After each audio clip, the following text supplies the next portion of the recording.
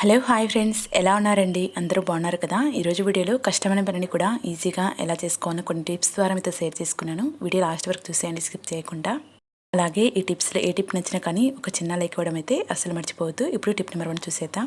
అయితే ఇలా గాస్ సీసాలో స్టోర్ చేసుకుని ఫ్రిడ్జ్లో పెట్టుకున్నట్లయితే ఇలా గడ్డలా కడుతుంది కదండి. అలాంటప్పుడు దీన్ని డైరెక్ట్గా మనం గ్యాస్ మీద పెట్టి వేడి చేయలేం కదా. ఇలా ఒకసారి స్పూన్ని గ్యాస్ మీద పెట్టేసుకుని వేడి చేసుకున్నామంటే మనకి ఎంత నెయ్యి కావాలనుకుంటే అంత మోతాదులో వచ్చేస్తుందండి. చూస్తున్నారు కదా ఎంత పర్ఫెక్ట్గా మనకి మెల్ట్ అయిపోతుందో. సో యూజ్ అవుతుంది అనుకుంటే తప్పకుండా ట్రై చేసి రండి టిప్ అయితే. అలాగే ఈ టిప్స్లో ఏ టిప్ నచ్చినా కానీ ఒక చిన్న లైక్ ఇవ్వడం కూడా అసలు మర్చిపోవద్దు. ఇప్పుడు నెక్స్ట్ టిప్ చూసేద్దాం. ఈ టిప్ అయితే మన కిచెన్లో ఇలా టాబ్లెట్ సీడ్స్ని పెట్టేసుకున్నామంటే మన పని చాలా ఈజీ అయిపోతుందండి. ఇలా పాలు మరిగించుకున్న తర్వాత మీగడ అనేది అంటుకుపోతుంది కదా, అలాగే ఛాయ్ చేసుకున్నా కానీ మనకి అలాగే అంటుకుపోతుంది. మనం స్క్రబ్బర్తో క్లీన్ చేసుకున్నామంటే ఆ స్క్రబ్బర్కి మొత్తము ఈ మీగడ అంటుకుపోయి స్క్రబ్బర్ని ఎంత క్లీన్ చేసినా కానీ మనకి పాల స్మెల్ అయితే వస్తూ ఉంటుంది కదా. అలా కాకుండా ఉండాలంటే ఇలా ఒక టాబ్లెట్ సెట్ని పెట్టేసుకున్నామంటే దాని పైన ఉన్న మీగడ మొత్తం తీసేసుకొని ఒకసారి వాసేసుకొని ఆ తర్వాత విమ్ జెల్ కానీ సోప్ని కానీ తీసుకొని క్లీన్ చేసుకున్నామంటే చాలా పర్ఫెక్ట్గా క్లీన్ అయిపోతుందండి. ఇలా ఫస్ట్ మనం టాబ్లెట్ సెట్తో క్లీన్ చేసుకున్నామంటే మన స్క్రబ్బర్ అనేది ప్రతిసారి క్లీన్ చేయని అవసరం లేదండి. జస్ట్ ఒకసారి మనం వాటర్తో క్లీన్ చేసుకొని పెట్టుకున్నామంటే స్క్రబ్బర్ అనేది నీట్గా ఉంటుంది. సో యూజ్ అనుకుంటే తప్పకుండా ట్రై చేసారండి టిప్ అయితే. ఇప్పుడు నెక్స్ట్ టిప్ చూసేద్దాం. సుదిలోనికి అయితే దారం ఎక్కించేటప్పుడు అప్పుడప్పుడు కొంచెం కష్టంగానే అనిపిస్తుందండి. దారం అనేది 2 పొరలాగా విడిపోయి అది ఎక్కించాలంటే పెద్ద టాస్క్ లాగా అనిపిస్తుంది పిల్లలుంటే పెద్దవాళ్ళ వరకు కూడా. అలా కాకుండా ఈజీగా ఎక్కించాలంటే ఇలా అయితే ఒకసారి ట్రై చేసి రండి. ప్రతి ఒక్కరి నెల అయితే రైస్ ఉంటుంది కదా, దాన్ని కొంచెం ఒకసారి స్మాష్ చేసేసి ఈ దారానికి అంటించేసామంటే ఇది తిక్కుగా తయారైపోతుందండి దారం అనేది.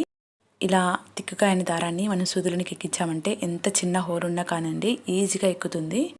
ఒక్కసారి ట్రై చేసి రండి, మీకే అర్థమవుతుంది. చూస్తున్నారు కదా ఎంత పర్ఫెక్ట్గా మనకి దారం అనేది సుదులోనికి ఎక్కిందో.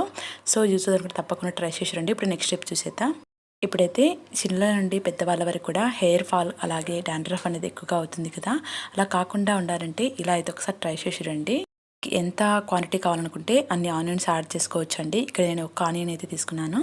దీనిని ఈ విధంగా చిన్న చిన్న పీసెస్గా కట్ చేసుకోవాలండి. ఇందులోనికి మనకి తగినంత టీ పౌడర్ని అయితే యాడ్ చేసుకోవాలి. ప్రతి ఒక్క ఇళ్ళల్లో అయితే ఉంటుంది కదా. ఇక్కడ నేను 2 టేబుల్ స్పూన్ల వరకు టీ పౌడర్ని అయితే యాడ్ చేసుకున్నానండి.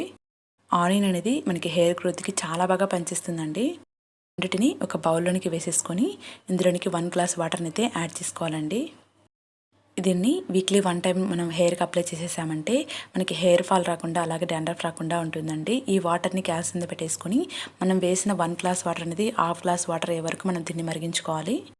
ఇలా మరిగించుకోవడం వల్ల ఆనియన్లో ఉన్న రసం మొత్తం ఈ వాటర్లోనికి వచ్చేస్తుందండి. ఈ విధంగా మరిగించుకున్న తర్వాత దీన్ని స్ట్రైనర్తో వడగట్టుకోవాలి. ఈ వాటర్ని మనకి చల్లారిన తర్వాత మన హెయిర్కి హెడ్ బాత్ చేసే ముందుగా అప్లై చేసేసుకున్నామంటే కాటన్ తీసుకొని అందులో డిప్ చేసేసి మన హెయిర్ కుదుళ్ళ మధ్యలో ఇలా అప్లై చేసేసుకున్నామంటే మనకి మంచి రిజల్ట్ అయితే కనపడుతుందండి. వీక్లీ 1 టైం ఒకసారి చేసి చూడండి, మీకే అర్థమవుతుంది. సో యూజ్ తప్పకుండా ట్రై చేయండి. ఇప్పుడు నెక్స్ట్ స్టెప్ చూసేద్దాం.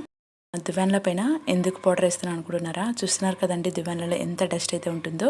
దీనికి ఎక్కువ వాటర్ వేసేసి లిక్విడ్ వేసేసి క్లీన్ చేయడం కూడా అసలు అవసరం లేదండి. జస్ట్ మనం ఇంట్లో వాడే పౌడర్తోని ఈ దువ్వెనల పైన వేసేసుకొని ఒక్కసారి ఓల్డ్ ప్రెస్తో ఇలా ప్రెస్ చేసామంటే అందులో ఉన్న డస్ట్ అనేది ఈజీగా వచ్చేస్తుందండి.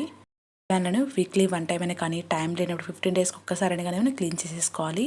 ఇలా క్లీన్ చేసుకున్నారంటే మనకి చిటికలోనే అయిపోతుందండి పని అయితే, ఎక్కువ టైం కూడా పట్టదు. చూస్తున్నారు కదా, ఇలా బ్రష్తో మనం ముందుకు ప్రెస్ చేస్తామంటే ఈజీగా అందులో ఉన్న డస్ట్ అనేది ఈజీగా వచ్చేస్తుంది. ఇలానే అన్ని దువ్వెనలను అయితే క్లీన్ చేసుకోవాలి. సో యూజ్ తప్పకుండా ట్రై చేసి రండి. Thank you for watching.